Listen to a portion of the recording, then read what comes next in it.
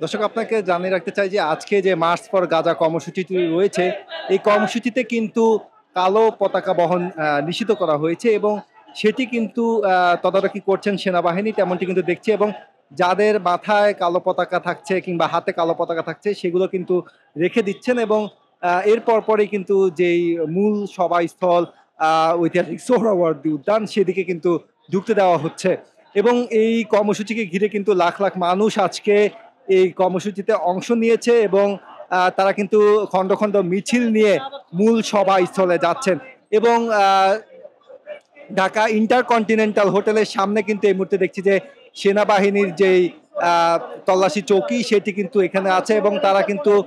এখানে অবস্থান নিয়েছেন এবং যে কোনো ধরনের অপ্রীতিকর ঘটনা এড়াতে কিন্তু তারা সদা প্রস্তুত রয়েছেন, তেমনটি কিন্তু আমরা দেখছি। ফিলিস্তিনের প্রতি সংহতি জানিয়ে আজকে যে মার্চ ফর গাজা কর্মসূচি পালিত হচ্ছে, সেই কর্মসূচিতে কোনো ধরনের অপ্রীতিকর ঘটনা যেন না ঘটে তার জন্য কিন্তু সেনাবাহিনী সহ আইন শৃঙ্খলা রক্ষাকারী বাহিনী কিন্তু তৎপর রয়েছে এবং যাদের মাথায় কালো পতাকা রয়েছে তাদের পতাকা কিন্তু রেখে দেওয়া হচ্ছে এবং তেমনটি কিন্তু দেখছি।